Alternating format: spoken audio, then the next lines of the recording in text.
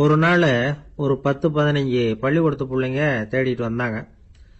உங்களை பார்த்துட்டு தான் போகணும், அதுக்காக தான் வந்திருக்கோம்னாங்க. என்ன விஷயம்னு கேட்டோம். நாங்கள்லாம் கூடி ஒரு முடிவு பண்ணியிருக்கிறோம், அதை உங்ககிட்ட சொல்லணும் அப்படின்னாங்க. அதுவும் ஒரு வாண்டு பையன் அதை சொன்னான். என்ன முடிவு அது அப்படின்னு கேட்டோம் ரொம்ப ஆர்வமாக. அதை இப்போ சொல்ல மாட்டோம், எங்களுக்கு பிடிக்கிற மாதிரி ஏதாவது ஒரு தகவல் சொன்னால் அதுக்கப்புறம் நாங்கள் அதை சொல்கிறோம் அப்படின்னா அந்த வாண்டு பையன். சரி, சின்ன பையன்கிட்ட இன்னைக்கு வசமாக மாட்டிக்கிட்டோம் அப்படின்னு நினச்சிக்கிட்டு அவங்களுக்கு தகுந்த மாதிரி ஒரு கதை சொல்ல ஆரம்பித்தோம். அது என்ன கதைன்னா, ஒரு பெரிய காடு, அதில் பலவிதமான மிருகங்கள். அந்த காட்டுக்கு ஒரு சிங்கம் தான் ராஜா. எப்பவும் காட்டுக்கு அது தானே ராஜா. ஒரு பெரிய யானைக்கு இது பொறுக்கலை. என்ன இது, எப்போ பார்த்தாலும் இங்கே சிங்கத்துக்கே ராஜா பதவி கிடைக்குது, நான்லாம் எவ்வளவு பலசாலியாக இருக்கிறேன், அப்படி இருந்தும் எனக்கு அந்த பதவி கிடைக்கலையே அப்படின்னு தனக்குள்ளே பொறுமிக்கிட்டே இருந்தது. ராஜா பதவியை நினச்சி ரொம்ப ஏக்கம், அதுக்கு பதவி மோகம். இந்த சமயம் பார்த்து ஒரு குள்ள நரி கூட்டம் அதை தேடிட்டு வந்தது. ஐயா பெரியவங்களே, நீங்கள் இந்த காட்டுக்கு ராஜாவாக இருக்க ஆசைப்படுறீங்க, அதில் ஒன்றும் தப்பு இல்லை. ஆனால் அதுக்கு முன்னாடி நீங்கள் எங்கள் கூட்டத்துக்கு கொஞ்ச நாள் தலைவராக இருங்க, அதாவது ராஜாவாக இருங்களேன், உங்களுக்கும் ஒரு ட்ரைனிங் கிடைச்சது மாதிரி இருக்கும் அப்படின்னு சொல்லியிருக்குது இந்த கூட்டம், குள்ள நரி கூட்டம். இதை கேட்ட உடனே யானைக்கு ரொம்ப சந்தோஷம் தாங்கலை. அதுதான் எப்போன்னு பதவிக்காக காத்துக்கிட்டு இருக்குதே. இருந்தாலும் கொஞ்சம் பிகுவோட, சரி நீங்கள்லாம் இவ்வளோ தூரம் என்ன தேடிட்டு வந்து கேட்கறதுனால மறுக்க முடியல அப்படின்னு ரொம்ப ஏதோ அவளுக்கு சிரமப்பட்டு ஒத்துக்கிறது மாதிரி ஒத்துக்கிட்டது. ஏதோ உங்கள் ஆசைக்கு கட்டுப்படுறேன், கொஞ்ச நாள் உங்கள் கூட்டத்துக்கு ராஜாவாக இருக்கிறதுக்கு சம்மதிக்கிறேன் அப்படின்னுது. உடனே அந்த யானை ராஜ நட போட ஆரம்பிச்சிட்டுது. யானை சாதாரணமாக நடந்தாவே எப்படி இருக்குங்கிறது நமக்கு தெரியும். அதுவே ராஜ நட நடந்தால் எப்படி இருக்கும் கற்பனை பண்ணி பாருங்க. யானை முன்னாடி கம்பீரமாக போய்கிட்டு இருக்குது, தலைவர் இல்லையா, அதனால குள்ள நரிகள்லாம் ரொம்ப அடக்கமாக அது பின்னாடி அணிவகுத்து போயிட்டு இருக்குது. ராஜா வாழ்க, மன்னர் வாழ்க அப்படின்னு கோஷம் வேற. யானைக்கு தலைகால புரியல, அவ்வளவு சந்தோஷம். அந்த யானைக்கு செருக்கு, ஆணவம் எல்லாம் ஏற்பட்டு போச்சு. அதுக்கப்புறம் அது தரையை பார்க்குமா, நிமிர்ந்து நடக்க ஆரம்பிச்சுட்டுது. தரையை பார்க்கறதே இல்லை. அப்படி போயிட்டு இருக்கிறப்போ ஒரு சதுப்பு நிலத்தில் திடீர்னு காலை வச்சுட்டுது. அவ்வளவுதான், கால் உள்ளே போட்டுது. இன்னொரு காலை எடுத்து வச்சுது, அதுவும் உள்ளே போட்டுது. அந்த 2 காலையும் எடுக்கிறதுக்காக அடுத்த 2 காலையும் அழுத்துச்சு, அதுவும் உள்ளே போக ஆரம்பிச்சுட்டுது. இப்போ 4 காலம் வசமாக சேத்துல அழுந்தி போச்சு, எடுக்க முடியல. குள்ள நரிகள்லாம் அதை சுற்றி சுற்றி வந்தது. சிலது சுற்றி நின்று டான்ஸ் ஆட ஆரம்பிச்சுட்டுது யானையை பார்த்துட்டு. இதை யானை பார்த்தது.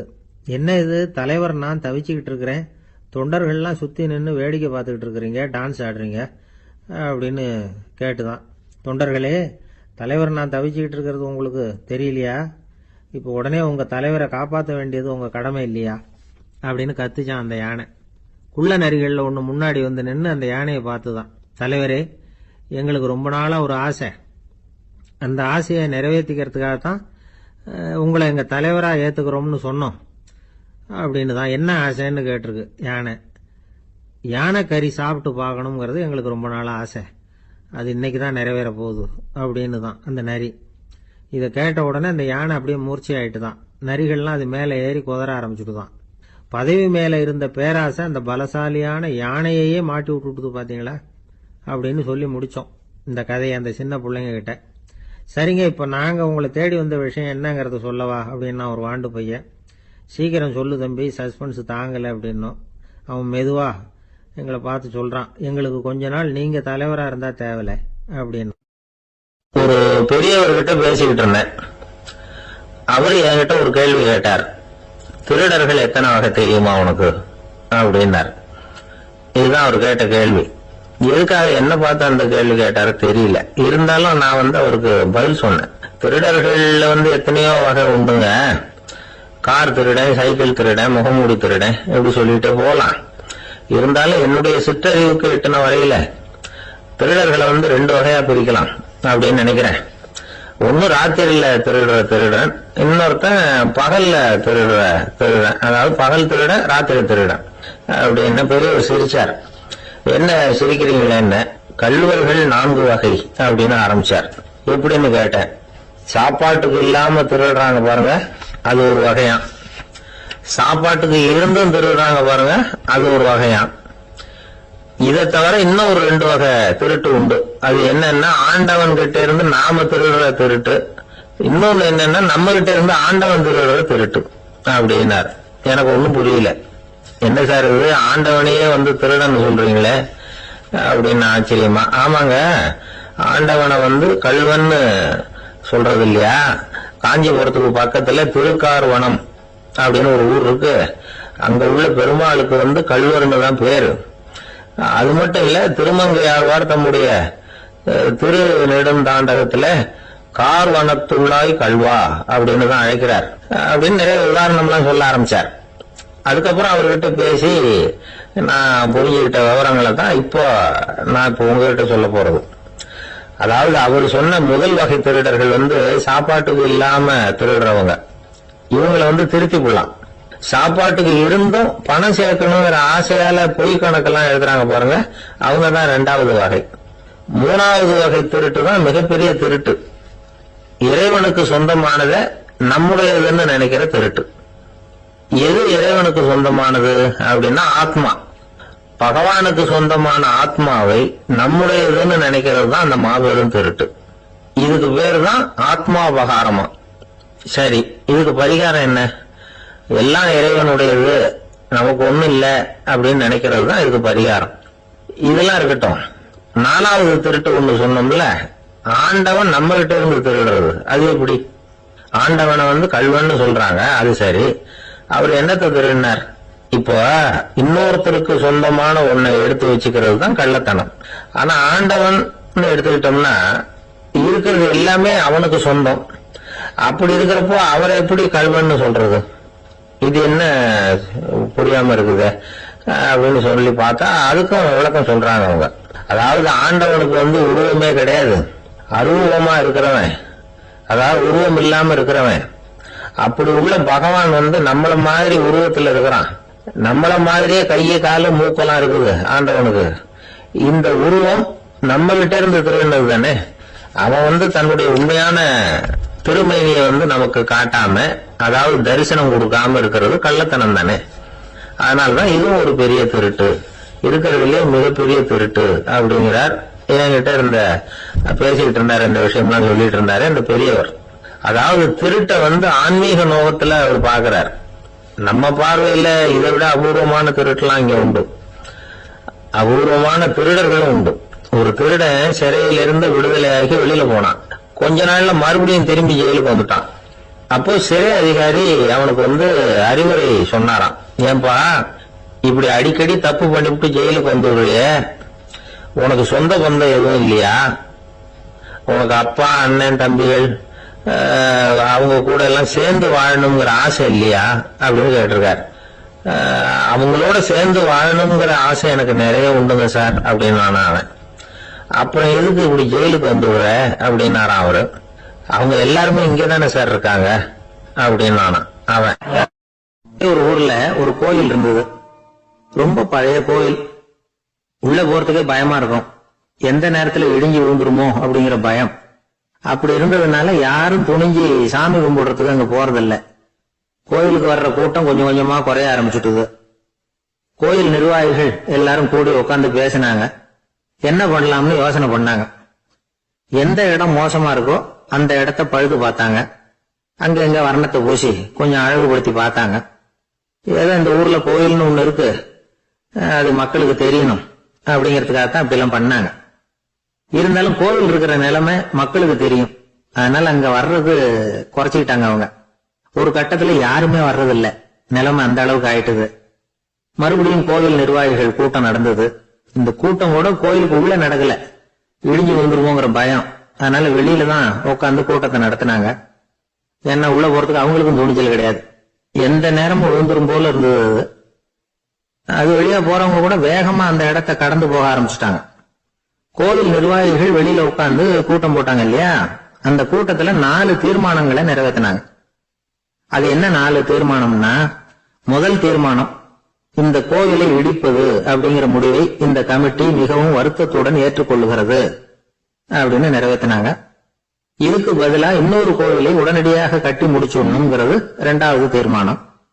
3வது தீர்மானம் என்ன தெரியுமா, பழைய கோவிலின் கதவுகள், அதிலிருந்து பிரிச்சு எடுக்கிற செங்கல், இதையே புது கோவில் கட்டுவதற்கு பயன்படுத்திக் கொள்ள வேண்டியது. பழைய கோவில் இருந்த மாதிரியே அதே வடிவத்துல புது கோவிலையும் கட்ட வேண்டியது. பழைய கோவிலின் அஸ்திவாரத்தை அப்படியே வச்சுக்கிட்டு அதுக்கு மேல நாம கோயிலை கட்டிக்க வேண்டியது. இதுதான் 3வது தீர்மானம். இதையும் கமிட்டி முழு மனசோட ஏத்துக்கிட்டது. இது வரைக்கும் சரி. இப்ப அந்த கமிட்டி 4வதா ஒரு முக்கியமான தீர்மானத்தை கொண்டுகிட்டு வந்து அதையும் ஏகமனதா நிறைவேற்றி விட்டது. அது என்ன தீர்மானம்னா, புதிய கோவில் கட்டி முடிக்கிற வரைக்கும் பழைய கோவிலை இடிக்கிறதில்லை அப்படிங்கிற தீர்மானம். எப்படி இருக்குது பாருங்க. இது பழச இடிக்காத வரையில அதே இடத்துல புதுசா எப்படி கட்ட முடியும்? பல விஷயங்கள்ல நாம நடந்துகிற முறையும் இப்படிதான் இருக்குதான். வாழ்க்கையில முன்னேறணும்னு ஆசைப்படுவோம். அதே நேரத்துல அந்த முன்னேற்றத்துக்கு எது தடையா இருக்கோ அதை விட்டு விடுறதுக்கும் மனசு வராது. வெளிநாட்டுல ஒரு பெரிய விருந்து நடந்துகிட்டு இருந்துதான். எல்லாரும் மது கோப்பையும் கையுமா அலைஞ்சுகிட்டு இருக்கிறாங்க. ஒருத்தர் மட்டும் கையில எதுவும் இல்லாம ரொம்ப நல்ல பிள்ளையா சாதுவா ஒரு ஓரமா தனியா உட்கார்ந்து இருக்கிறார்.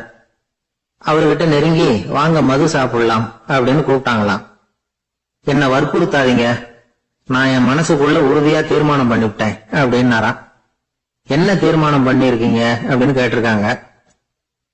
ஏற்கனவே முழு போதையில் இருக்கும் பொழுது மறுபடியும் மது கோப்பையை தொடரதில்லை அப்படின்னு தீர்மானம் பண்ணிருக்கேன் அப்படின்னாராம். ரொம்ப பேருக்கு கூட்டத்துல பேசுறதுன்னா பயம். நமக்கு ஒன்னும் தெரியாதுன்னு மத்தவங்க நினைச்சிடக்கூடாதுங்கிற எண்ணம் தான் இதுக்கு காரணம். ரொம்ப முக்கியமான ஒரு கூட்டம்னா பயம் அதிகமா இருக்கும். முக்கியமானவங்க எல்லாம் வருவாங்களே, அவங்க எல்லாம் நம்மளை பத்தி மட்டமா நினைச்சிருவாங்களே அப்படிங்கிற பயம் வந்துடும். ஆனா மேடை பேச்சுங்கிறது அவ்வளவு கடினமான ஒரு காரியம் இல்லைங்கிறாங்க அது சம்பந்தமான நிபுணர்கள். யாரும் பேச்சாளர் ஆகலாம், இது ஒன்றும் பெரிய கிஃப்ட் கிடையாது அப்படின்னு அவங்க சொல்றாங்க. நீங்க ஒரு சிறந்த பேச்சாளர் ஆகணுமா அப்படின்னா அதுக்குன்னு சில ஆலோசனைகளை சொல்லி வச்சிருக்கிறாங்க அனுபவசாலிகள். முதல் ஆலோசனை என்னன்னா, உங்க பேச்சு எளிமையா இருக்கணும். ஏதாவது ஒரு கருத்து அல்லது 2 கருத்து சொன்னா போதும். 20 அல்லது 30 கருத்துக்களை சொல்லிட்டே போகக்கூடாது. 2வது ஆலோசனை, நீங்க என்ன பேச போறீங்கிறது முதல்ல உங்களுக்கு நல்லா புரியணும். அதுக்கப்புறம் தான் அதை அடுத்தவங்களுக்கு புரிய வைக்க முடியும். எப்படி ஆரம்பிக்க போறோம், எந்த கருத்தை முக்கியமா வலியுறுத்த போறோம், எப்படி முடிக்க போறோம் அப்படிங்கறத முதல்ல நல்லா சிந்திச்சு மனசுல வச்சுக்கணும். கடைசியா என்ன சொல்றீங்களோ அதுதான் கேட்கறவங்க மனசுல நிக்கும். 3வது ஆலோசனை என்னன்னா, உங்க பேச்சு சுருக்கமா இருக்கணும். ஒரு 15 நிமிஷம் பேசுறது ரொம்ப பொருத்தம். மணிக்கணக்கில் பேசிக்கிட்டு இருக்கிறது நல்லதில்லை. 4வது ஆலோசனை, நீங்க பேசுறது உண்மையா இருக்கணும். உங்களுக்கு உண்மையான அனுபவங்கள் இருக்கும், அதை சொல்லலாம். உங்களுடைய உண்மையான அனுபவங்களை மற்றவங்களோட பகிர்ந்துக்கணும், அதுதான் முக்கியம். 5வது ஆலோசனை, ஆரம்பத்துல கொஞ்ச நேரம் உங்களை பத்தியும் எதிரில் உள்ளவங்களை பத்தியும் சம்பந்தப்படுத்தி ஏதாவது பேசி ஒரு நெருக்கத்தை ஏற்படுத்திக்கணும். ஒவ்வொருத்தரும் இப்ப இவர் பேச போறது நம்ம சம்பந்தப்பட்டது அப்படின்னு நினைக்க ஆரம்பிச்சிருவாங்கல்ல, அதுக்கப்புறம் அவங்க கேட்க தயாராயிட்டாங்கன்னு அர்த்தம். எதிரில் உட்கார்ந்துருக்கிற கூட்டத்திலிருந்து 3 பேரை தேர்ந்தெடுங்க. அதாவது வலது பக்கம் ஒருத்தர், நடுவுல ஒருத்தர், இடது பக்கம் ஒருத்தர். அதாவது உங்களை ரொம்ப கனிவாகவும் ஆர்வமாகவும் பார்க்கிறவரா பார்த்து தேர்ந்தெடுத்துங்க மனசுக்குள்ள. நீங்க பேசும்பொழுது என்ன பண்ணணும்னா, இவங்களை நேருக்கு நேரா மாறி மாறி பார்த்துக்கிட்டே பேசுனீங்கன்னா நீங்க ஏதோ ஒட்டுமொத்த கூட்டத்தையும் பார்த்து பேசுறதாக ஒரு உணர்வு அது ஏற்படுத்திவிடும். 6வது ஆலோசனை என்னன்னா, சொற்பொழிவுன்னா நீங்க பேசணும், படிக்கக்கூடாது. எழுதி படிக்கிறது நல்லா இருக்காது. குறிப்புகள் வேணும்னா வச்சுக்கலாம். படிக்கிறது பேப்பர்ல இருந்து வர்றது மாதிரி இருக்கும், பேசுறது இதயத்திலிருந்து வர்றது மாதிரி இருக்கும். அப்புறம் 7வது ஆலோசனை சொல்றாங்க. அது என்னன்னா, மேடையில ஏறி நின்ன உடனே இயல்பா மூச்சை இழுத்து விட்டுங்க, இயல்பு நிலைக்கு வாங்க, அதுக்கப்புறம் இயல்பா பேச ஆரம்பிக்கலாம் அப்படிங்கிறாங்க. இவ்வளவும் பேச்சு கலையில் வல்லுநர்களா இருக்கிறவங்க சொல்லுகிற ஆலோசனைகள். இதையெல்லாம் கடைபிடிச்சா நமக்கும் அதுக்கும் வெகு தூரம்னு நினைச்சுக்கிட்டு இருந்த ஒண்ணு இப்ப கிட்டத்துல நெருங்கி வந்துடும். நாம சொல்றபடியெல்லாம் அது கேட்கும். ஒரு பேச்சாளர், அவருக்கு சுருக்கமாவே பேச தெரியாது. மேடையில ஏத்தி விட்டுட்டா போதும், ஆரம்பிச்சிருவார், நிறுத்த மாட்டார், பேசிக்கிட்டே இருப்பார். ஒரு தடவை அவர் ஒரு கூட்டத்துல ரொம்ப நேரம் பேசிக்கிட்டே இருக்கிறார். எதிரில் பொறுமை இழந்த ஒருத்தர் தன்னுடைய கை கடிகாரத்தை காட்டினார். அதை கவனிச்ச பேச்சாளர், மன்னிக்கணும், கை கடிகாரம் நான் கொண்டுகிட்டு வர மறந்துட்டேன், அதுதான் நேரம் போனதே தெரியல அப்படின்னு சொல்லியிருக்கிறார். இதுக்கு அவரு சொன்னாராம் கோபமா, ஏய்யா கடிகாரத்தை தான் பார்க்க முடியல, மறந்துட்டேன், பக்கத்துல மாட்டிருக்கிற கேலண்டரையாவது பார்க்க கூடாதா அப்படின்னாராம். ஒரு ராஜா இருந்தார். நாடு பூராவும் நிறைய மரங்களை நட்டு வளர்க்கணுங்கிறது அவரோட ஆசை. தானே அதுக்கு முன்மாதிரியா இருக்கணும்னு நினைச்சார். அரண்மனையை சுத்தி மரங்களை நட்டு வளர்த்தார். இத பார்த்துட்டு ஜனங்களும் அவங்கவுங்க வீட்டை சுத்தி மரக்கன்றுகளை நட்டு வளர்த்தாங்க. கொஞ்ச காலத்துல ஊரு பூரா பசுமையா மாறிச்சு. எல்லாருக்கும் சந்தோஷமா இருந்தது. இது ஒரு பக்கம் இருக்கட்டும். இப்ப நான் சொல்ல போற கதை வேற. அதாவது அந்த ராஜா ஒரு நாள் தன்னுடைய அரண்மனைய சுத்தி இருக்கிற விதவிதமான மரங்களை எல்லாம் போய் பார்த்தார். எப்படி இருக்கிறீங்க அப்படின்னு ஒவ்வொரு மரத்துக்கிட்டையும் விசாரிச்சாராம். எந்த மரமும் சந்தோஷமா இருக்கிறதா தெரியல. அதுக்கும் மனசுல ஒரு குறை. முதல்ல ஆலமரத்துக்கிட்ட போனார். அது சொல்லிச்சு, மண்ணா நான் நல்லா பெருசா வளர்ந்துருக்கிறேன், அடர்த்தியா இருக்கிறேன், கிளையெல்லாம் 4 பக்கமும் நல்லா படர்ந்துதான் இருக்குது, இருந்தாலும் எந்த பிரயோஜனமும் இருக்கிறதா தெரியல. எனக்கு என்னுடைய பழம்லாம் ரொம்ப சின்னதா இருக்குது, என் கண்ணுக்கு சரியா புறப்பட மாட்டேங்குது. நான் இருக்கிற சைஸுக்கு என்னுடைய கிளையில இருக்கிற பழம்லாம் எவ்வளவு பெருசா இருக்கணும், அது இத்தினூண்டு இருக்கிறது எனக்கு பெரிய அவமானமா இருக்கு. இப்படி இங்க நின்றுகிட்டு இருக்கிறதே ரொம்ப கூச்சமா இருக்கு. ஒரு நல்ல புயல் வந்ததுன்னா பேசாம சாஞ்சி விடலாமான்னு பாக்குறேன் அப்படின்னு புலம்புது ஆலமரம். சரி இருக்கட்டும்னு நினைச்சுக்கிட்டு ராஜா அடுத்தபடியா ஒரு அத்தி மரத்துக்கிட்ட போனார். அதுவும் புலம்ப ஆரம்பிச்சுட்டுது. நான் கூட பெரிய மரம் தான், இல்ல இலையெல்லாம் அழகா தான் இருக்குது, பழம் அழகா இருக்குது, இருந்தாலும் உள்ள விஷயம் இல்லையே, அத்தி பழத்தை புட்டு பார்த்தா அத்தனையும் சொத்த அப்படின்னு பழமொழியே உண்டாயிட்டுத. இப்படி ஒரு கெட்ட பேரோட நான் இருக்கணுமா அப்படின்னு புலம்புது அது. சரி இது இருக்கட்டும் அப்படின்னு சொல்லி அடுத்தபடியா வேப்ப மரத்துக்கிட்ட போனார். அது தன்னுடைய வேதனையை வெளியிட்டது. எனக்கு எவ்வளவோ மருத்துவ குணங்கள்லாம் இருக்கிறதா சொல்லிக்கிறாங்க, இருந்தாலும் என்ன பிரயோஜனம், என்னுடைய பழத்தை மனிதர்கள் யாரும் விரும்பி சாப்பிடுறது இல்லையே அப்படின்னது. ராஜா அடுத்தாப்புல இருந்து ஒரு பனை மரத்துக்கிட்ட போனார். நான் நல்லா உயரமா தான் வளர்ந்துருக்கிறேன், மற்ற மரங்கள்லாம் என்ன வந்து அண்ணாந்துதான் பாக்கணும், இருந்தாலும் என்கிட்ட நிழலுக்காக யாரும் வந்து ஒழுங்குறது இல்லையே அப்படின்னது. என்ன இது எல்லா மரமும் இப்படி திருப்தி இல்லாம இருந்துகிட்டு இருக்குதே அப்படின்னு நினைச்சுக்கிட்டே ராஜா அடுத்தபடியா அங்க இருந்து ஒரு பைன் மரத்துக்கிட்ட போனார். அழகா உயரமா பசுமையா தான் இருந்தது, ஆனா பழமோ பூவோ கிடையாது. அதை நினைச்சு அது வருத்தப்பட்டுக்கிட்டு இருக்குது. ஓக் மரம் அது நின்றுட்டு இருந்தது. அது என்ன சொல்லிச்சுன்னா, இலையுதிர் காலத்துல என் மேல இருக்கிற எல்லா இலைகளும் உதிர்ந்து போடுது, முடி கொட்டின மனிதர்கள் மாதிரி மொட்டையா நான் நிக்க வேண்டி இருக்குது, என்ன வாழ்க்கை இது அப்படின்னு சொல்லி அழுத்துக்கிட்டது. சரி புளிய மரம் என்ன சொல்லுது பாப்போம்னு அதுகிட்ட போனா, என்னுடைய நிழல்ல யாருமே தங்க மாட்டாங்க, உடம்புக்கு சூடுன்னு ஒதுங்கி போடுவாங்க, அடிமரத்தை பாத்தீங்கன்னா பட்டையெல்லாம் உறிஞ்சி பாக்குறதுக்கே கேவலமா இருப்பேன் அப்படின்னுது அது. முருங்கை மரம் என்ன சொல்லிச்சு தெரியுமா, என்னுடைய இலை காயெல்லாம் சாப்பிடுறவங்களுக்கு சத்து கொடுக்கறது வாசம் தான், ஆனா என் உடம்புல சத்தே கிடையாது, கொஞ்சம் வேகமா காத்து அடிச்சதுன்னா முறிஞ்சு விழுந்துடுறேன், என்ன வாழ்க்கை இது அப்படின்னு சொல்லி அது வருத்தப்பட்டது. ராஜா யோசனை பண்ணார், என்ன இது மரங்கள் வந்து பூமியின் வரங்கள்னு சொல்றோம், மழை பெய்யறதுக்கு அதுதான் காரணம், பூமி செழிப்பா இருக்கிறதுக்கும் அதுதான் காரணம், வீடு கட்டுறதுக்கு மரம், நாற்காலி செய்ய உபயோகப்படுத்துறதுக்கும் அதுதான் உபயோகப்படுது, மனுஷனுக்கு வேண்டிய ஆகாரங்களையும் கொடுக்குது, இப்படி எல்லாம் இருந்து எல்லா மரமும் நிம்மதி இல்லாம இருந்துகிட்டு இருக்குதே அப்படின்னு நினைச்சார். அப்போ அங்க இருந்து ஒரு மகிழ மரம் அவர் கண்ணுல பட்டது. அந்த மரம் மட்டும் கொஞ்சம் நிம்மதியா மகிழ்ச்சியா இருக்கிறது மாதிரி தெரிஞ்சுது. உடனே ராஜா அதுகிட்ட போனார். உனக்கு மனசுல எதுவும் குறை இல்லையான்னு கேட்டார். இல்ல நான் சந்தோஷமா தான் இருக்கேன்னு அந்த மகிழ மரம். அப்படியான்னு ஆச்சரியமா கேட்டார் ராஜா. ஆமா மன்னா, இந்த இடத்துல நீங்க ஒரு முருங்கை மரத்தையோ வேப்ப மரத்தையோ கூட நட்டிருக்கலாம், ஆனா இந்த இடத்துல நடுறதுக்கு என்ன தேர்ந்தெடுத்திருக்கிறீங்க, அதுவே எனக்கு பெருமை, அதுவே எனக்கு திருப்தி அப்படின்னு தான் மகிழ மரம். மகிழ மரம் சாதாரணமா தான் இருக்கும், இளம் மஞ்சள் நிறத்துல பூக்கள், அது காய்ந்தும் மனம் வீசும். மகிழ மரம் மாதிரி மன திருப்தியோட வாழறதுக்கு நாம கத்துக்கணுமா. நாம இந்த உலகத்துல ஒரு நாயாவோ நரியாவோ கூட பிறந்திருக்கலாம், மனுஷனா பிறந்திருக்கிறோம், அதுவே பெருமை தானே. இந்த நிறைவு தான் மகிழ்ச்சியின் ரகசியம். ஒரு பையன் அப்பா கிட்ட போய், அப்பா நீங்க இந்த உலகத்துல ஒரு மனுஷனா பிறந்தது என்னோட அதிர்ஷ்டம் நானா. ஏண்டா அப்படி சொல்றேன்னு இருக்காரு அப்பா.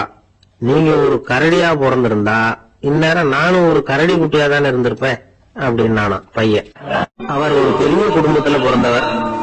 இருக்கிற சொத்துக்கள் எல்லாத்தையும் வாரி வாங்கி விட்டு காட்டுக்கு புறப்பட்டார் தவம் செய்யறதுக்காக.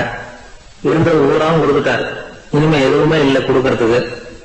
அப்ப கடைசியா ஒருத்தன் வந்து கையை நீட்டினானா, ஐயா ஏதாவது கொடுங்கன்னு இருக்கான். அவர் பார்த்தார், கட்டி இருக்கிற வேட்டியை தவிர வேற எதுவுமே இல்லை, 8 முழம் பட்டு வேட்டி ஜரிகை கரையோட இருக்குது.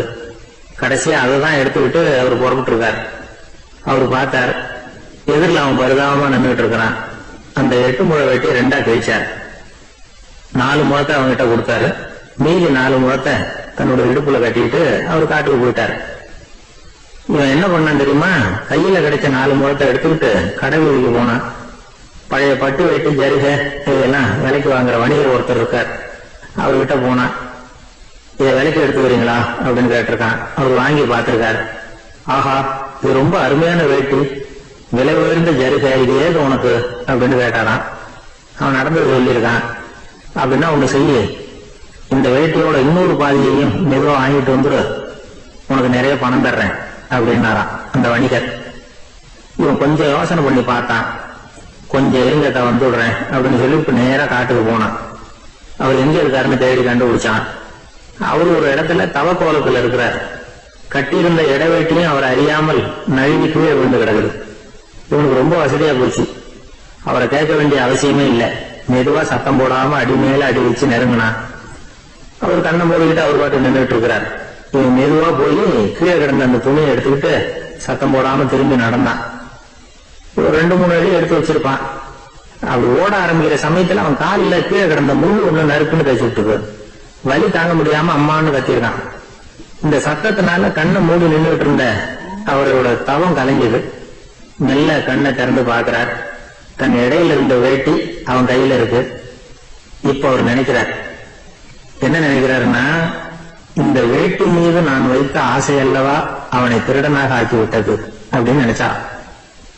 இந்த வேட்டி மேல நாம வச்ச ஆசை அவனை திருடும்படி ஆக்கிவிட்டது அப்படின்னு நினைச்சா. இது எப்பேற்பட்ட மனநிலை அப்படிங்கறத கொஞ்சம் யோசனை பண்ணி பாருங்க. தான் ஒரு பொருள் மேல வச்ச பற்று இன்னொரு மனிதன் திருடனாக ஆகிறதுக்கு காரணமாயிட்டதுன்னு நினைக்கிறார். அப்படி நினைச்ச அந்த பெரியவர் யார் தெரியுமா? அவர் தான் மகாவீரர். இழந்துட்டாங்கிறிய, நீ என்னத்தை கொண்டுகிட்டு வந்த எங்க இழந்துடுறதுக்கு? நீ என்னத்தை உண்டாக்குன இது அழிஞ்சுட்டுன்னு சொல்றதுக்கு? இதுதான் அவருடைய சிந்தனை.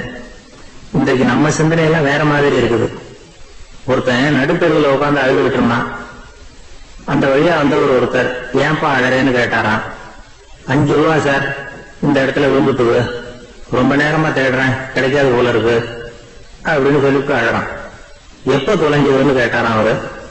அது எனக்கு தெரியாது சார், பணத்தை தொலைச்சவன் தேடி பார்த்துட்டு போயிட்டான், நான் அவனுக்கு பின்னாடி தேட வந்தவன் அப்படின்னு நானா. இவன் ஒரு ஊர்ல ஒரு ஆள் இருந்தான். நிறைய பணம் சேர்த்தான். அவனுக்கு சம்பாதிக்க தெரியுமே தவிர செலவு பண்ண தெரியாது. மகா கஞ்சன். காசை கையில எடுக்கவே மாட்டான். எடுத்தா செலவு செய்ய வேண்டியிருக்குமே. அதனால இப்படியே அவன் காலத்தை ஓட்டி விட்டான். வயசாயிட்டது. அவனுடைய மனைவி ஒரு நாள் கேட்டாங்க, இவ்வளவு நாளா நீங்க என்ன எங்கேயுமே அழைச்சிட்டு போனதில்லை, இப்போவாவது அழைச்சிட்டு போக கூடாதா அப்படின்னாங்க. எங்க போகணும் சொல்லுன்னா, காசிக்கு போகணும், கங்கையில குளிக்கணும்னாங்க. இவன் பார்த்தான், இதுக்கு ஏன் அவ்வளவு தூரம் செலவு பண்ணிட்டு போகணும், நம்ம ஊர் ஆத்திலேயே குளிக்கலாமே, இதுவும் புண்ணிய நதிதான், இங்க குளிச்சா அங்க குளிச்ச பலன் கிடைச்சிரும் அப்படின்னா.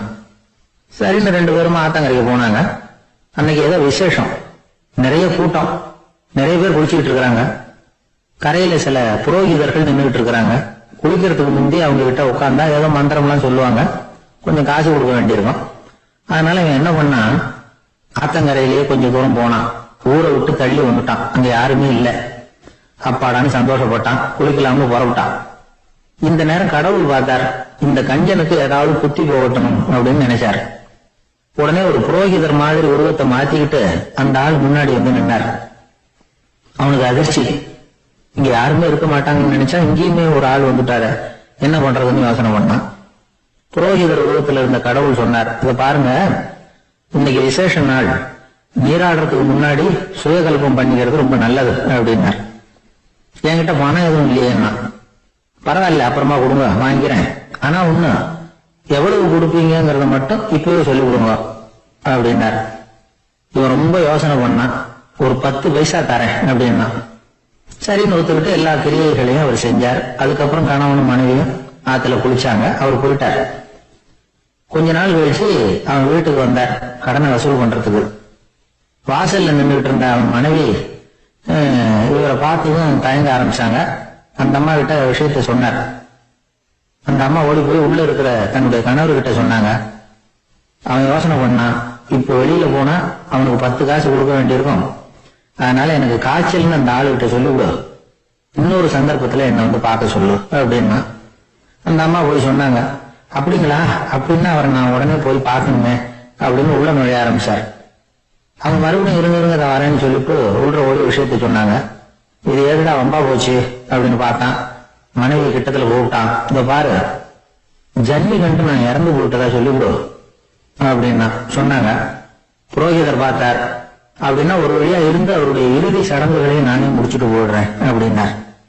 உள்ள இருந்தவன் யோசனை பண்ணான், அந்த ஆடு என்ன விடமாட்டான் போல இருக்கு, அதனால ஒரு சவப்பெட்டியில என்னை வச்சு தூக்கிக்கிட்டு மயானத்துக்கு போங்க பாத்துக்கலாம் அப்படின்னா. புரோகிதரை விடுற மாதிரி இல்ல, கூடவே நடந்து போயிட்டு இருக்கிறார்.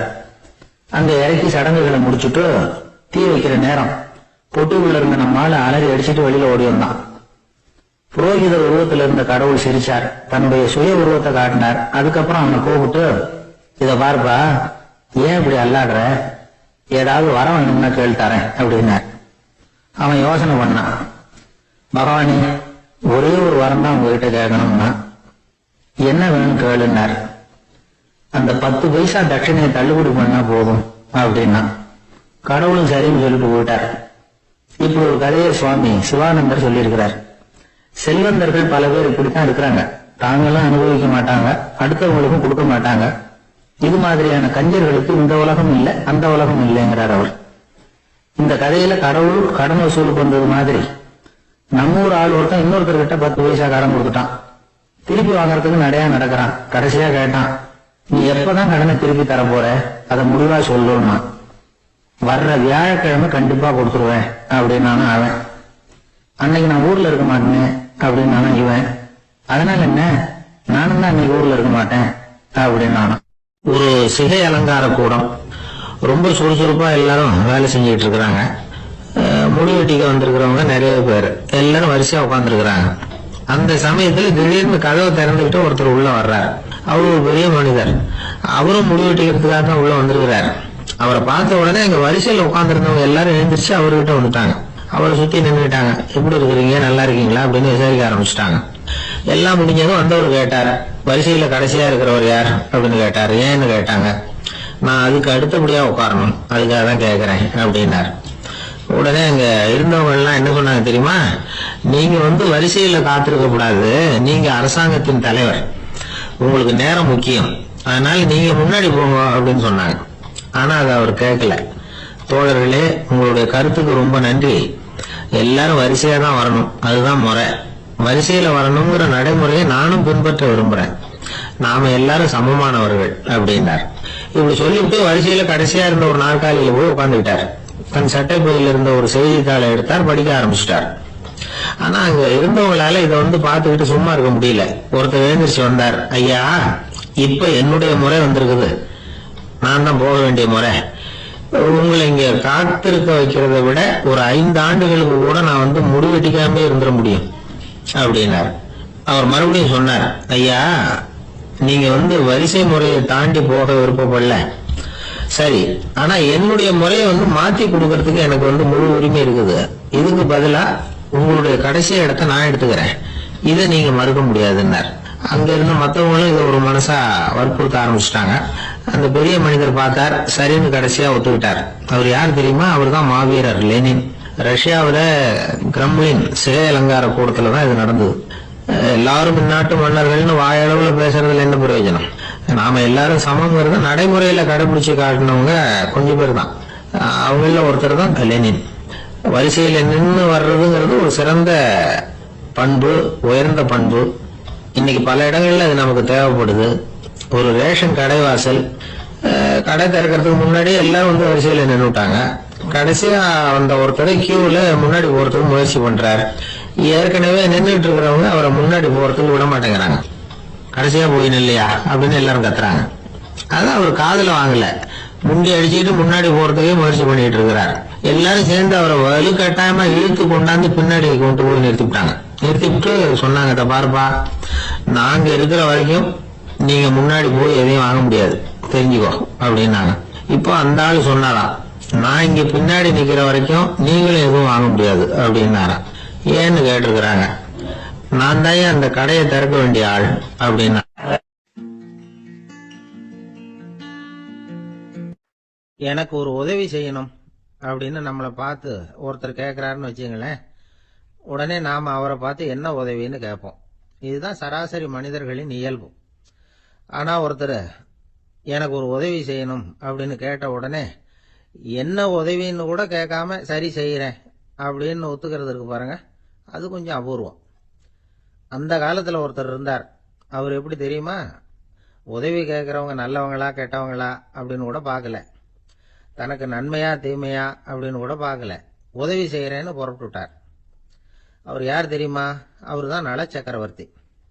அவர் மாதிரி நாமும் உதவி கேட்குறவங்களுக்கு உடனே உதவி செய்யறதுக்கு தயாரா இருக்கணும் அப்படின்னு சொன்னார் ஒரு ஆன்மீக பேச்சாளர். நல சரித்திரத்தை அவர் சொல்லிட்டு இருந்தார். இந்திரன், அக்னி, வருணன், யமன் இவங்க 4 பேரும் நலனை பார்த்து எங்களுக்கு நீ உதவி செய்யணும், எங்களுக்காக நீ தூது போகணும் அப்படின்னு கேட்குறாங்க. யாருகிட்ட தூது போகணும், என்ன காரியத்துக்காக போகணும் அப்படின்னு கேட்கணும்ல. நலன் அப்படி கேட்கவே இல்லை, உடனே சரின்னு ஒத்துக்கிறான். அதுக்கப்புறம் அவங்க விவரம் சொல்றாங்க, என்ன உதவி, யாருகிட்ட தூது போகணும் அப்படிங்கிற விவரத்தை சொல்றாங்க. நலனுக்கும் அப்புறம் தான் புரியுது, எந்த தமயந்தியை இவன் காதலிச்சானோ, எந்த தமயந்தின் சுயம்பரத்துக்காக இவன் போய்கிட்டு இருக்கிறானோ அந்த தமயந்தியை பார்த்து தங்களுக்காக அவகிட்ட வாதாடணும், பேசணும், தங்களில் ஒருத்தரை கல்யாணம் பண்ணிக்கும்படியா கேட்கணும் அப்படின்னு அவங்க 4 பேரும் நலன்கிட்ட கேட்கறாங்க. இதை கேட்டதும் நலன் கொஞ்சம் கூட முகம் சுளிக்கல, பதட்டப்படல, நேரா தமயந்தி கிட்ட போறான். இந்திரன், அக்னி, வருணன், யமன் இவங்களோட சிறப்புகளை எடுத்து சொல்றான். இவங்கள ஒருத்தரை கல்யாணம் பண்ணிக்கலாம் அப்படின்னு சொல்லி கேட்டுக்கிறான். ஆனா இதுக்கு தமயந்தி சம்மதிக்கல. சுயம்வரம் நடக்குது, அவ நலனை தேர்ந்தெடுக்கிறா. அந்த 4 பேரும் நலனுக்கு நிறைய வரங்கள்லாம் கொடுக்குறாங்க. அதுக்கப்புறம் இப்படி போகுது கதை. இதுல நாம கவனிக்க வேண்டியது என்னன்னா, உதவின்னு கேட்ட உடனே என்ன உதவின்னு கேட்காம சரி செய்யறேன்னு சொன்னான் பாருங்க, அதை கொஞ்சம் சிந்திக்கணும். செய்யறேன்னு ஒத்துக்கிட்டதுக்கு அப்புறம் அது என்ன உதவின்னு தெரிஞ்சும் முகம் சுளிக்காம அதை செஞ்சான் பாருங்க, அதையும் கொஞ்சம் சிந்திக்கணும். நம்மால் ஒருத்தன் ஒரு நண்பனை தேடி போனா, எனக்கு ஒரு உதவின்னா சரி சொல்லுன்னா, இப்போ உங்ககிட்ட 2 கார் இருந்தா என்ன பண்ணுவேன்னா, உடனே அதுல ஒண்ணு உங்ககிட்ட கொடுத்துருவேன்னா, அவன் உங்ககிட்ட 2 பங்களா இருந்தா என்ன பண்ணுவேன்னா, அதுல ஒண்ணு உங்ககிட்ட கொடுத்துருவேன்னா, உங்ககிட்ட 2 பேனா இருந்தா என்ன பண்ணுவேன்னா, அதுல ஒரு பேனாவை உங்ககிட்ட கொடுக்க மாட்டேன்னா அவன். ஏன்டா அப்படி சொல்றேன்னா, ஏன்னா இப்ப நிஜமாவே என்கிட்ட 2 பேனா இருக்கு, அதனால அப்படி சொல்றேன் அப்படின்னு நானா அவன். தானத்துல சிறந்தது எது அப்படின்னு ஒரு கேள்வியை கேட்டு, தானத்துல சிறந்தது நிதானம் அப்படின்னு அதுக்கு ஒரு பதிலும் சொல்றவங்க உண்டு. நிதானம் ரொம்ப அவசியம், அதுவும் இன்றைய உலகத்துக்கு ரொம்ப அவசியம். இன்னைக்கு உலகம் ரொம்ப பரபரப்பா போயிட்டு இருக்குது. பொறுமையா இருக்கணும்னு நினைக்கிறவங்களால கூட அப்படி இருக்க முடியறதில்ல. பொறுமையை சோதிக்கிறது மாதிரி பல சம்பவங்கள், அதையெல்லாம் சந்திச்சே தீர வேண்டி இருக்குது. எங்க போனாலும் கியூல நிக்க வேண்டி இருக்குது, எங்க போனாலும் காத்துக்கிட்டு இருக்க வேண்டி இருக்கு. ஆபீஸ்லயோ வீட்லயோ கூட நீங்க நிதானமா பொறுமையா நடந்துக்க தெரியலன்னா உங்களுக்கு சிடுமூஞ்சி, முசுடு இப்படிலாம் பேர் வச்சிருவாங்க. அது உங்களுக்கு தேவையா? சரி, வாழ்க்கையில பொறுமைசாலின்னு பேர் வாங்கறதுக்கு என்ன வழி? முதல் பாயிண்ட், நீங்க நினைக்கிறது, எதிர்பார்க்கறது, செய்யறது எல்லாமே 100% கரெக்டா நடக்கணும்னு ஆசைப்படக்கூடாது. எதுவா இருந்தாலும் அதுல ஓரளவுக்கு தவறு நடக்கலாம் அப்படிங்கறத எதிர்பார்த்தே இருக்கணும். ஓரளவுக்கு அதை அனுமதிக்கணும். ஒரு நண்பரை 6 மணிக்கு ஒரு இடத்துக்கு வர சொல்லி இருக்கிறீங்க, 6 மணிக்கு அவர் வரல, உடனே பொறுமை இழந்து நடந்துக்க கூடாது. ஒரு 10 நிமிஷம் டிலே ஆகலாம். ஒரு வர்ற வழியில பஸ்ஸு கூட ஏதாவது டிராபிக்ல மாட்டிருக்கலாம். அதெல்லாம் எதிர்பார்த்தே கொஞ்சம் காத்திருக்கிறதுல ஒன்றும் தப்பு இல்லை. சில சமயம் டிலே ஆகிறது கூட நல்லதா முடியும். ஒரு பஸ்ஸை தவற விட்டுட்டு, ஐயோ கொஞ்சம் ஒரு 2 நிமிஷம் முன்னாடி வந்திருந்தா பிடிச்சிருக்கலாமே அப்படின்னு தவிச்சுக்கிட்டு இருப்பாங்க சில பேர். அடுத்தபடியா வர்ற பஸ் நேரடியா நீங்க போக வேண்டிய இடத்துக்கே கொண்டு போய் விடுற பஸ்ஸா கூட இருக்கலாம். அது உங்களுக்கு முன்னாடி தெரியாதுல்ல. சில நெருக்கடியான சூழ்நிலைகளை தமாஷா எடுத்துக்கிறதுக்கு பழகிக்கணும். சில இடங்களுக்கு போறப்ப காத்திருக்கிறதுக்கு நம்ம மனசை தயார்படுத்திக்கிட்டே போகணும். ஒரு ரயிலுக்கோ பஸ்ஸுக்கோ அல்லது விமானத்துக்கோ கப்பல் பிரயாணத்துக்கோ போறப்போ அங்க போய் நீங்க மணிக்கணக்கில் கூட காத்துக்கிட்டு தான் இருக்கணும். புறப்படுற நேரம் கூட மாறலாம். நீங்க போய் சேர்ந்ததும் அது உடனே புறப்படணும்னு கட்டாயமா என்ன? அது மாதிரி சமயத்துல படிக்கிறதுக்குன்னு சில சுவாரஸ்யமான புத்தகங்களையும் கையில் எடுத்துக்கலாம். உங்களை சுத்தி எவ்வளவோ சுவாரஸ்யமான சம்பவங்கள் நடந்துகிட்டு இருக்குதுல்ல, அதையெல்லாம் வேடிக்கை பாருங்க. எதுக்காக காத்துக்கிட்டு இருக்கிறோமோ அந்த காரியத்துல உண்மையாவே நமக்கு ஒரு அக்கறை இருந்தா நமக்கு போர் அடிக்காது. சில கோயில்கள்ல பார்த்திருப்பீங்க, தரிசனத்துக்காக பக்தர்கள் நாள் கணக்குல காத்துக்கிட்டு இருப்பாங்க. அவங்க எல்லாம் அழுத்துக்கிறது இல்ல. ஆண்டவனை தரிசிக்கணுங்கிற உண்மையான அக்கறை இருக்கிறதுனால அவங்களுக்கு போர் அடிக்கிறது இல்ல. ஆனால் சில சினிமா தியேட்டரில் கூட பார்க்கலாமே, சினிமா கியூ கூட அப்படிதான். சாயந்தரம் 6 மணி ஆட்டத்துக்கு காலம்பரம் 6 மணிக்கே போய் கூட காத்துக்கிட்டு இருப்பாங்க. அவங்களுக்கெல்லாம் போர் அடிக்காது, படம் பார்க்குற ஆர்வம். இன்னொரு முக்கியமான விஷயத்த நாம் பழக்கப்படுத்திக்கணும். லிவ் ஃபார் தி மூமெண்ட் அப்படிங்கிறாங்க நிபுணர்கள். ரொம்ப பேர் எப்படின்னா அடுத்தபடியாக நடக்க போகிற விஷயத்திலேயே கவனமாக இருப்பாங்க. அந்த நினைப்புலேயே இந்த நிமிஷத்தை பொறுமை இல்லாமல் கழிப்பாங்க. ஒருத்தர் இருக்கார், அவர் எப்படின்னா ஆஃபீஸ் முடியறதுக்குள்ளேயே சார் 5 மணிக்கெல்லாம் ரெடியாக இருங்க, நாம் அந்த ஹோட்டலில் போய் டிஃபன் சாப்பிட்ணும் அப்படின்னு 4 மணிலேருந்து சொல்லிகிட்டு இருப்பார். 4:55 பரபரப்பாக ஓடி வருவார். 2 பேரும் புறப்படுவோம், ஹோட்டலுக்கு போவோம், சாப்பிட்டுக்கிட்டு இருப்போம். அப்படி சாப்பிட்டுட்டு இருக்கிறப்ப சார் சாப்பிட்டு முடிச்சது நேராக ஒரு ஜவுளி கடைக்கு போகிறோம் அப்படிம்பார். பரபரக்க சாப்பிட்டு முடிப்பார், புறப்படுவார். ஜவுளி கடையில் அவசரமாக சீக்கிரம் பில் போடுங்க சார், சினிமாவுக்கு நேரம் ஆகிடும்பார். சினிமா தியேட்டரில் உட்காந்து அடுத்தபடியாக எங்கே டின்னர் சாப்பிட்றதுன்னு யோசனை பண்ணிகிட்டு இருப்பார். ராத்திரி படுக்கையில் விழுந்ததுக்கு அப்புறமும் நாளைக்கு காலையில் எழுந்திரிச்சதும் அதை பண்ணணும் இதை பண்ணணும்னு திட்டம் போட்டுக்கிட்டே இருப்பார். அதாவது எப்பவும் அடுத்த நிமிஷம், அடுத்த நாள், அடுத்த வாரம், அடுத்த வருஷம், இதுதான் அவங்க சிந்தனை. இந்த நிமிஷம் என்ஜாய்மெண்ட்டை அவங்க இழந்துடுறாங்களாம். அதனால தான் வாழ்நாள் பூரா பொறுமையின்மை, அவஸ்தை, அல்லல். அதனால நாம் எல்லாரும் வாழ்க்கையில் நிதானமாக இருக்கிறதுக்கு கற்றுக்கணுமா. அதுக்காக இந்த நிதானத்துக்கு வேற விதமான அர்த்தம் பண்ணிக்கக்கூடாது. ஒருத்தர் அப்படித்தான் ஒரு தடவை அவருடைய குதிரை காணாமல் போயிட்டு தான். அதுக்காக அவர் கவலைப்படல, நிம்மதியாக இருந்தார், சந்தோஷமாக இருந்தார். என்ன சார் இது, உங்கள் குதிரை திருட்டு போயிட்டுதுங்கிறீங்க, நீங்கள் கவலைப்படாமல் இருக்கிறீங்களே அப்படின்னு கேட்டாங்களாம். அதுக்கு அவர் சொல்லியிருக்கார், நல்ல வேலை சார், கட்டியிருந்த குதிரை காணாமல் போயிருக்குது. நான் அது மேலே உட்காந்துருக்கிற சமயம் அது காணாமல் போயிருந்ததுன்னா, திருட்டு போயிருந்ததுன்னா நானும் சேர்ந்துல காணாமல் போயிருப்பேன் அப்படின்னாராம். எவ்வளவு நிதானமான ஆள் பாருங்க. ஒரு நாள் காலை நேரம் ஒரு குரு படுக்கையை விட்டு எழுந்திருக்கிறார். உடனே சீடர்களை பார்த்து எல்லாரும் இப்படி வாங்கங்கிறார். எல்லாரும் வர்றாங்க வேகமா. என்னங்க வேணும் உங்களுக்கு அப்படிங்கிற மாதிரி எல்லாரும் குருவை பார்த்தாங்க பயபக்தியோட. குரு அந்த சீடர்களை பார்த்து, இதை பாருங்க, இப்போ நான் ஒரு சிக்கலான விவகாரத்தில் மாட்டிக்கிட்டு இருக்கிறேன், அதை நீங்கள் தீர்த்து வச்சா நல்லதுன்னார். சீடர்களுக்கு ஒன்றும் புரியல. என்ன இது, இவர் இப்படி சொல்றாரு, நமக்குள்ள எல்லா விவகாரங்களையும் தீர்த்து வைக்கிறவர் நம்ம குருநாதர், அவருடைய விவகாரத்தை நாம தீர்த்து வைக்கிறதா, ஆச்சரியமா இருக்குதே, குருநாதருக்கே சிக்கலா அப்படின்னு யோசனை பண்ண ஆரம்பிச்சாங்க. இருந்தாலும் ரொம்ப பணிவா கேட்டாங்க, சுவாமி உங்களுக்கே சிக்கலா, இந்த உலகத்து சிக்கல்களுக்கும் சிரமங்களுக்கும் அப்பாற்பட்டவர் அல்லவா தாங்கள், அப்படிப்பட்ட உங்களுக்கு சிக்கல்னா அது எப்படி அப்படின்னாங்க. எனக்கு ஏற்பட்டிருக்கிற சிக்கல் அவ்வளவு பெருசு, ரொம்ப பெரிய விவகாரம் அது அப்படின்னார் குரு. கொஞ்சம் விவரமா சொல்லுங்க அப்படின்னாங்க இவங்க. இப்ப அந்த குரு விவரத்தை சொன்னார். அதாவது நேற்று ராத்திரி நான் ஒரு கனவு கண்டேன். அந்த கனவுல நான் ஒரு பட்டாம்பூச்சியா மாறிட்டேன். அப்படி மாறி ஒவ்வொரு மலரா பறந்து போய் உட்காந்து தேன் சாப்பிட்டேன் அப்படின்னார். சீடர்கள் இதை கேட்டதும் ரொம்ப தகைச்சு போயிட்டாங்க. என்ன இது ஒரு பெரிய பிரச்சனையா, ஒரு சாதாரண கனவு கண்டதுக்காகவா இந்த காலை வேளையில நம்மளையெல்லாம் குருநாதர் இவ்வளவு அவசரமா கூப்பிட்டுருக்கார் அப்படின்னு நினைச்சாங்க.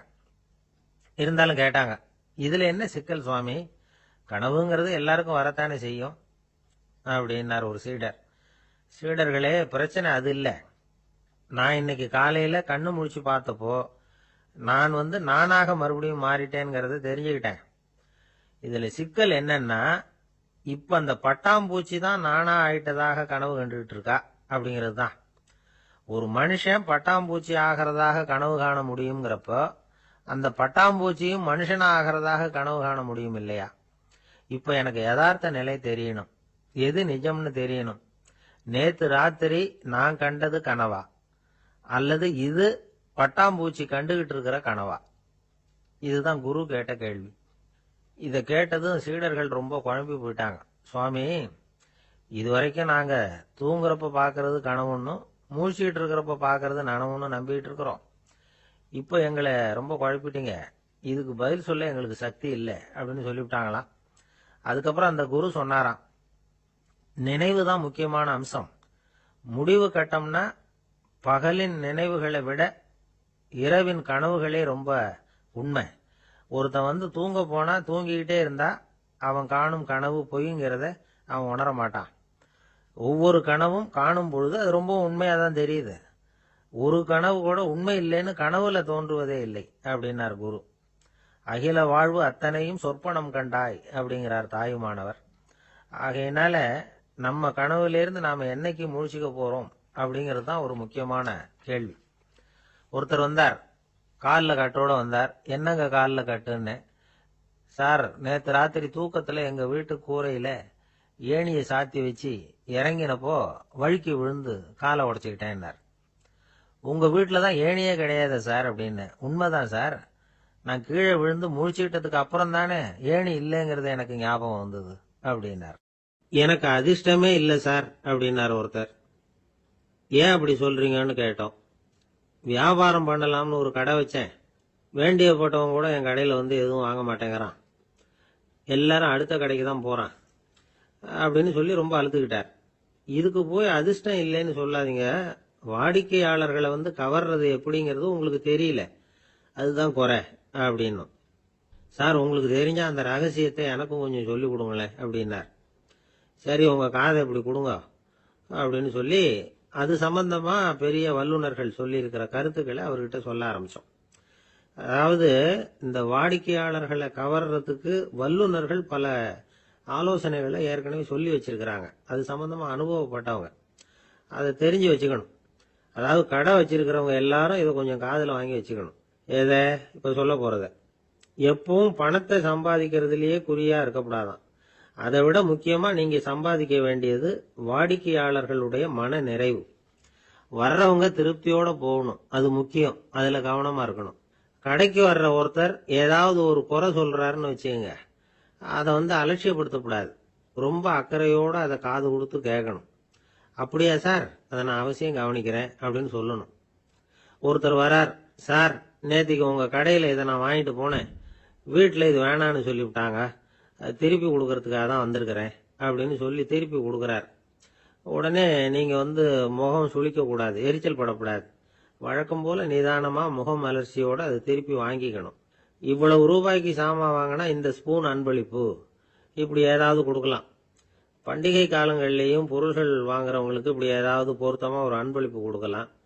நீங்க கொடுக்கறது ஒரு சர்வசாதாரணமான பொருளா இருந்தா கூட அது வாங்குற ஒரு மனசுல ஒரு மகிழ்ச்சியை ஏற்படுத்தும்.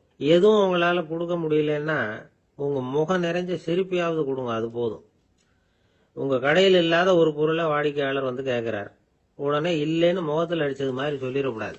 கொஞ்சம் உட்காருங்க சார் அப்படின்னு சொல்லி உங்க பணியாளர் யாரையாவது அனுப்பி வெளியில இருந்து வாங்கிட்டு வர சொல்லி அவர்கிட்ட கொடுக்கலாம். சில பேர் உங்க கடைக்கு வரும்பொழுது அவங்க வீட்டு குழந்தைகளையும் கூப்பிட்டுக்கிட்டு வர்றாங்கன்னு வைங்க. நீங்க என்ன செய்யணும்னா அந்த குழந்தைகளை முதல்ல கவனிக்கணும். அது கண்ணத்தை கிள்ளணும், அதுகிட்ட விளையாடணும், அதுக்கு ஏதாவது மிட்டாய் பிஸ்கட் எதையாவது கொடுத்து அது கவனத்தை கவரணும். அதுக்கப்புறம் பெரியவங்களை கவனிக்கலாம். உங்க கடையில வேலை செய்யற பணியாளர்கள் சுத்தமா இருக்கணும், சிரிச்ச முகம், சுறுசுறுப்பு, இது ரெண்டும் அவங்களுக்கு தேவை. அழுது வடிஞ்சிக்கிட்டு இருக்கக்கூடாது. அப்புறம் இன்னொரு விஷயம், அதிகமா பொருள் வாங்குற ஒருத்தர்கிட்ட அதிக மரியாதையாகவும் குறைச்சலா பொருள் வாங்குறவர்கிட்ட வேற விதமாகவும் நடந்துக்க கூடாது. எல்லாருக்கிட்டையும் சமமா நடந்துக்கணும். 5 ரூபாய்க்கு வாங்கினாலும் சரி, 500 ரூபாய்க்கு வாங்கினாலும் சரி, அவங்க கிட்ட நீங்க காட்டுற மரியாதையில வித்தியாசம் இருக்கக்கூடாது. எல்லாத்துக்கும் மேல உங்க கடையில ஒரு பொருள் வாங்கினா அது உண்மையானதா இருக்கும், தரமுள்ளதா இருக்கும் அப்படிங்கிற நினைப்பு ஜனங்களுக்கு வரணும். அதனால தரமான பொருளையே நீங்க வந்து உங்க கடையில வச்சிருக்கணும். இது வரைக்கும் நான் சொன்னதையெல்லாம் கவனத்துல வச்சுக்கிட்டு நீங்க கடையை ஆரம்பிச்சீங்கன்னா வியாபாரம் பிச்சுக்கிட்டு போகும். அப்படி போகலன்னா அதுக்கப்புறம் கேளுங்க. ஏன்னா இந்த யோசனைகள்லாம் அனுபவப்பட்டவங்க சொல்லியிருக்கிற யோசனைகள். இந்த யோசனைகள்ல நீங்க எச்சரிக்கையா இருக்க வேண்டிய ஒரு விஷயம் உண்டு. அது என்னங்கிறதையும் தெரிஞ்சு வச்சுக்கிறது நல்லது. என்னுடைய நண்பர் ஒருத்தர் வந்தார். சார், உங்க யோசனையை கேட்டதுனால நான் ஒரு அறை வாங்கினதுதான் மிச்சம்னார். என்ன ஆச்சுன்னு கேட்டேன். எங்க கடைக்கு ஒரு பெரிய அம்மா குழந்தைய தூக்கிட்டு வந்தாங்க சார். உங்க யோசனைப்படி அந்த குழந்தையோட கண்ணத்தை கிள்ளணும்னு முயற்சி பண்ணினேன். திடீர்னு அந்த நேரம் பார்த்து அந்த குழந்தை தலையை குனிஞ்சுக்கிட்டுது. என் கை வந்து குழந்தையோட கண்ணத்துக்கு பதிலா அது தூக்கிட்டு வந்தவங்க கண்ணத்தை கிள்ளி விட்டுது. அதுதான் அப்படி ஆயிட்டுது அப்படின்னார் கண்ணத்தை தடவிக்கிட்டே. ஒரு நண்பர் சினிமா படம் தயாரிக்கிறவர், அவர்கிட்ட ஒரு நாள் பேசிக்கிட்டு இருந்தேன்.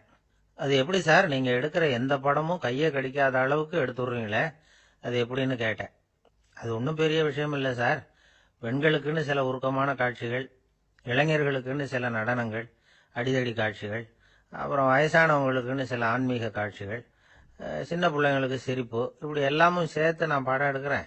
மசாலா படம்னு பேரு. இது ரொம்ப பெருசா இல்லைன்னாலும் ஓரளவுக்கு சுமாரா ஓடிரும், கையை கடிக்காது அப்படின்னார். இது ஒரு உத்தி. சில பத்திரிகை ஆசிரியர்களும் இந்த உத்தியை கையாளுறது உண்டு.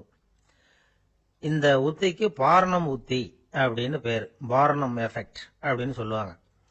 அதாவது ஃபீனியஸ் டி பார்னம் அப்படின்னு ஒருத்தர் அமெரிக்காவில் இருந்தாராம். அதாவது 19ஆம் நூற்றாண்டுல அமெரிக்காவில் கொடிகட்டி பறந்த ஒரு சர்க்கஸ் நிறுவனத்தின் அதிபர் அவர். இந்த உலகத்துல ஒவ்வொரு நிமிஷமும் ஒரு ஏமாளி பறந்துகிட்டே இருக்கிறான் அப்படிங்கிறது அவருடைய சித்தாந்தம். ஒவ்வொருத்தரையும் திருப்திப்படுத்துற அளவுக்கு அம்சங்களை கொஞ்சம் கொஞ்சமா கலந்து கேளிக்கை நிகழ்ச்சிகளை நடத்தினதுதான் அவருடைய மகத்தான வெற்றிக்கு காரணம். அதனால அந்த உத்தியை யாரு கடைபிடிச்சாலும் சரி, அதுக்கு பார்னம் உத்தி அப்படின்னு பேர் வந்துட்டுது. ஜோசியம் சொல்றவங்களுக்கும் இந்த உத்தி தான் கை கொடுக்குது. ஒரு விஷயத்த ஒருத்தருடைய கோள் நிலைகள் அல்லது கையெழுத்து நிரூபிக்கிறதாக அவர்கிட்ட சொன்னா அதை அவர் நம்பிவிடுவார். ஆனா அந்த விஷயம் நல்லதா இருக்கணும், நேர்மையானதா இருக்கணும், அதாவது பாசிட்டிவா இருக்கணும்.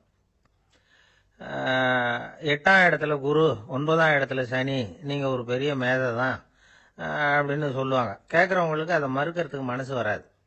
அப்படி சொல்லும் பொழுது கூடவே என்ன கொஞ்சம் முன்கோபம் அதிகமா இருக்கும், இருந்தாலும் அது உடனே மறைஞ்சிரும் அப்படின்னு சில அற்ப விஷயங்களையும் சொன்னாலும் அதையும் சரிதான்னு சொல்லி ஒத்துக்குவாங்க. ஆளுமையை எடை போடுகிற ஒரு நிறுவப்பட்ட உத்தியின் மூலமாக தன்னுடைய குணாதிசயங்கள் கண்டுபிடிக்கப்பட்டதாக அவர் நம்புறதுதான் இதுக்கு காரணம்.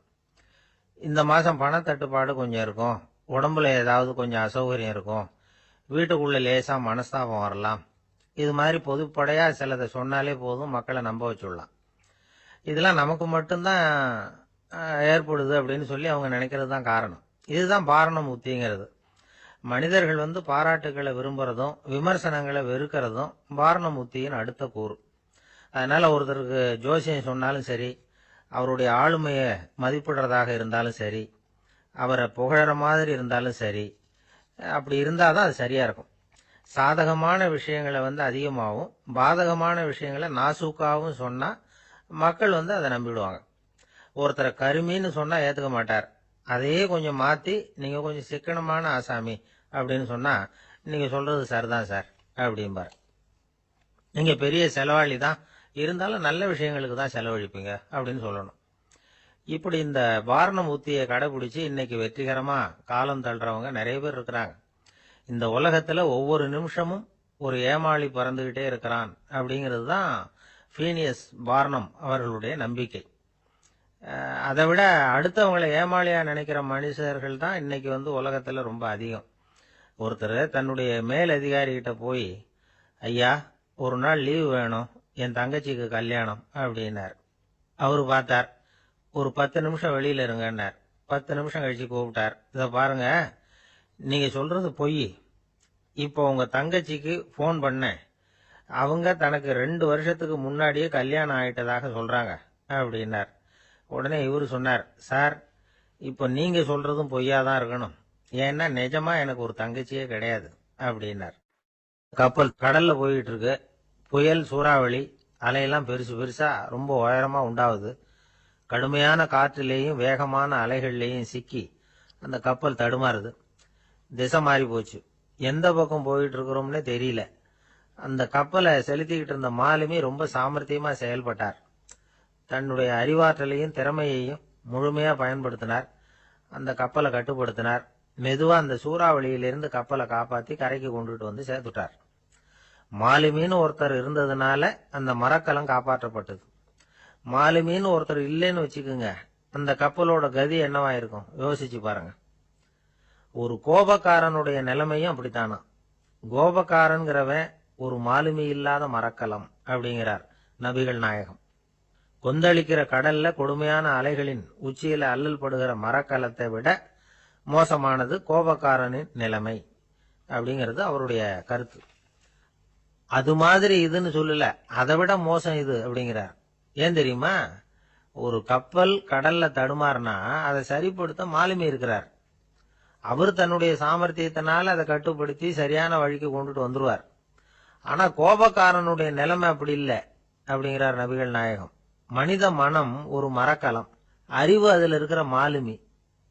மாலுமி மரக்கலத்தை செலுத்துறான். அவனுக்கு கட்டுப்பட்டு அது ஓடுது. ஆனா கோபக்காரன்கிற மனுஷங்கிட்ட அறிவுங்கிற மாலுமி சரியா வேலை செய்ய மாட்டான். ஏன்னா கோபம் அந்த மாலுமியின் கண்களை அவிச்சிரும், காதுகளை கேட்காம பண்ணிவிடும். கண்ணையும் காதையும் மூடிவிட்டு கப்பலை ஓட்டுனா எப்படி ஓட்டுறது? அதனால கோபக்காரன் மாலுமி இல்லாத மரக்கலம். இடி மின்னல்ல மாட்டிக்கிட்டு கஷ்டப்படுற கப்பல் மாதிரி கஷ்டப்படுறான். பெரியவங்கள்லாம் என்ன சொல்றாங்க?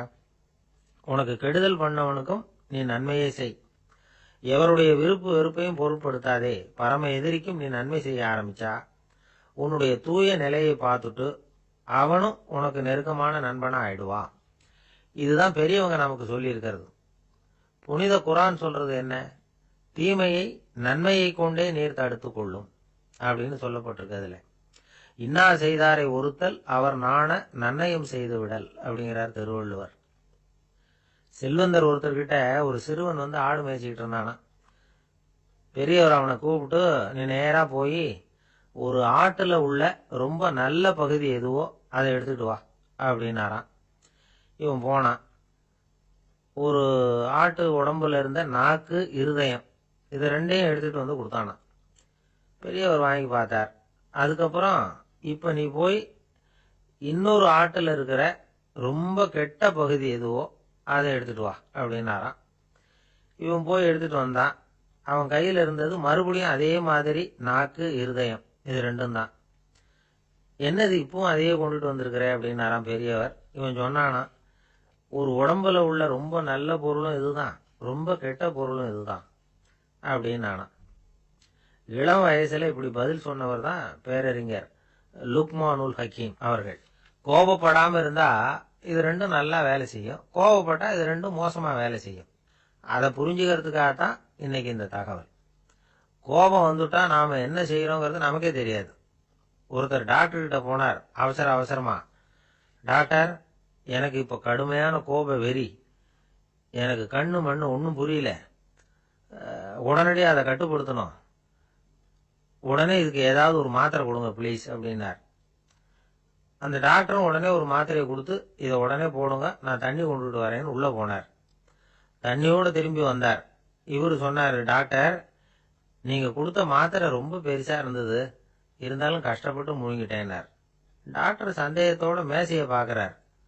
பார்த்தா மாத்திரை அங்கேயே இருக்குது, பேப்பர் வெயிட்ட காணல.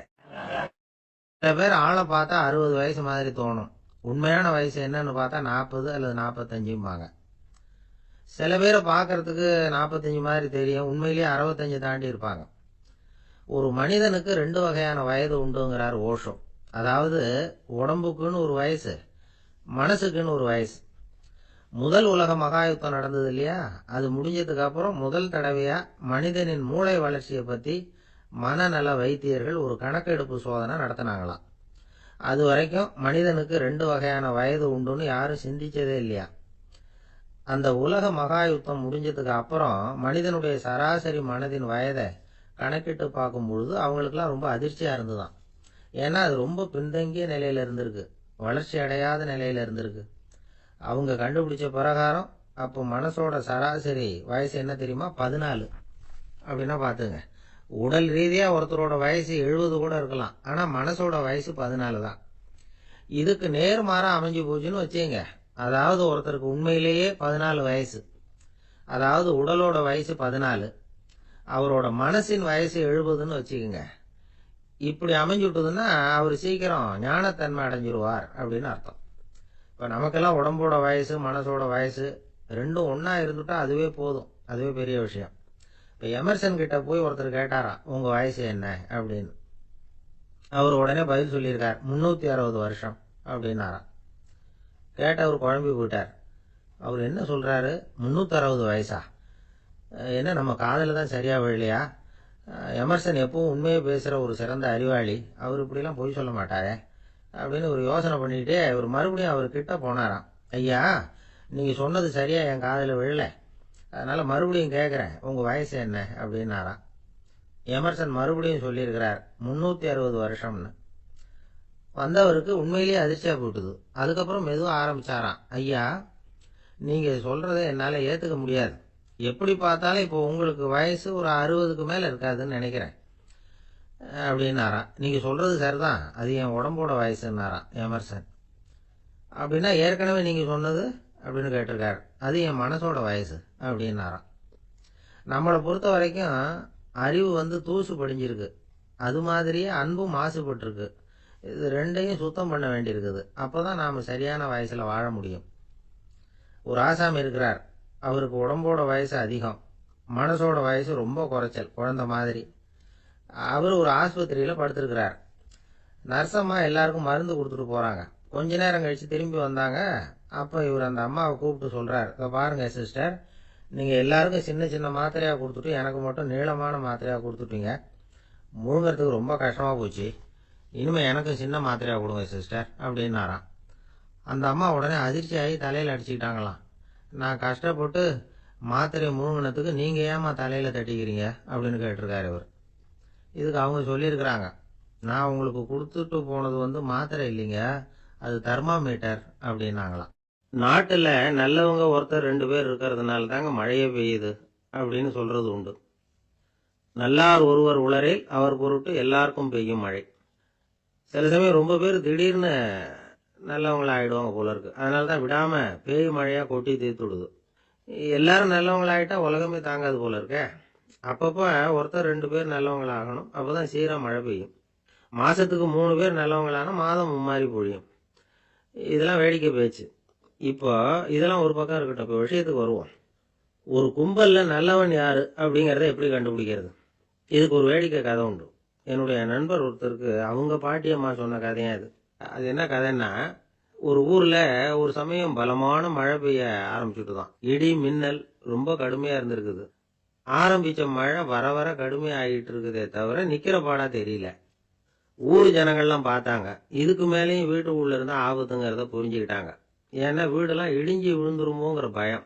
உடனே எல்லாரும் புறப்பட்டு ஊருக்கு பொதுவாக இருந்த ஒரு மண்டபத்தில் போய் தங்கிக்கிட்டாங்க. மின்னல் கடுமையாக இருந்தது, இடி எந்த நேரத்துலையும் விழலாம்ங்கிற நிலைமை. எப்போ விழலாம்னு பார்த்துக்கிட்டு இருக்குது. அந்த மண்டபத்தில் இருந்த ஜனங்கள் மனசுக்குள்ள ஒரு பயம், நம்ம கூட்டத்தில் யாராவது ஒரு கெட்டவன் பாவம் பண்ணவன் இருந்தால் கூட இடி இந்த மண்டபத்தில் விழுந்துரும், அது எல்லாருக்கும் ஆபத்து அப்படின்னு நினைச்சாங்க. சரி, இதுக்கு என்ன பண்ணலாம் அப்படின்னு யோசனை பண்ணாங்க. அந்த கூட்டத்தில் ஒரு பெரியவர் இருந்தார். அவர் ஒரு யோசனை சொன்னார். இதோ பாருங்க, அதுக்கு ஒரு வழி இருக்கு. அதோ எதிர்த்தாப்புல கொஞ்சம் தூரத்தில் ஒரு உயரமா மரம் ஒன்று இருக்கு பாருங்க. பொதுவாக இடி சுலபமா விழறது அது மாதிரி உயரமான மரத்துல தான். நம்ம கூட்டத்தில் இருக்கிறவங்க எல்லாரும் ஒவ்வொருத்தரா போய் அந்த மரத்தை தொட்டு விட்டு திரும்பி வந்துடணும். நம்மள பாவம் பண்ணவன் யாரோ அவன் அந்த மரத்தை தொடுற சமயத்தில் இடி விழுந்துரும், அவன் மட்டும் போயிடுவான், மண்டபத்தில் இருக்கிற நாமெல்லாம் பொழைச்சிக்கலாம் அப்படின்னு ஐடியா கொடுத்தாரு அந்த பெரியவர். இது நல்ல யோசனையா பட்டது. எல்லாரும் ஒத்துக்கிட்டாங்க. ஒவ்வொருத்தரா போய் அந்த மரத்தை தொட்டு விட்டு திரும்பி வந்தாங்க. இடி எதுவும் விழல. இன்னமும் பாவம் பண்ண ஆசாமி அதை போய் தொடலை போல இருக்கு அப்படின்னு நினைச்சுக்கிட்டாங்க. ஒவ்வொருத்தரா போறாங்க, எல்லாரும் போய் தொட்டு விட்டு வந்தாச்சு. இன்னும் ஒரே ஒரு ஆசாமி தான் பாக்கி. கடைசியா இருந்த அந்த ஆள் பயந்துட்டான். இது வரைக்கும் இடி விழலைன்னா இப்ப என்ன அர்த்தம்? இப்ப நாம தான் பாக்கி, நாம தான் தப்பு பண்ண ஆள் போல இருக்கு அப்படின்னு நினைச்சுட்டான். அதனால துணிச்சலா போய் தொடறதுக்கு பயந்தான், தயங்கிக்கிட்டே இருந்தான். இருந்தாலும் மற்றவங்க எல்லாம் சும்மா இருப்பாங்களா? கட்டாயப்படுத்தி கழுத்தை பிடிச்சி தள்ளாத குறையா அவனை தள்ளி விட்டாங்க, போய் தொட்டுட்டு வாடான்னு. அவன் நடுங்கிட்டே போய் அந்த மரத்தை தொட்டான். அதே வினாடி ஒரு பயங்கரமான மின்னல் இடி விழுந்துட்டுது. எங்க விழுந்தது தெரியுமா? அந்த ஆள் மேல இல்ல, மண்டபத்துல விழுந்தது. மண்டபத்துல இருந்தவங்க பூரா காலி. அந்த ஒரு ஆள் மட்டும் புழைச்சிக்கிட்டான். இந்த ஒரு ஆளை காப்பாத்துறதுக்காக தான் இடி மண்டபத்துல விழாம இருந்திருக்குது. இதுதான் கதை. அதனால நல்லவங்க எப்படியும் தப்பிச்சுக்குவாங்க.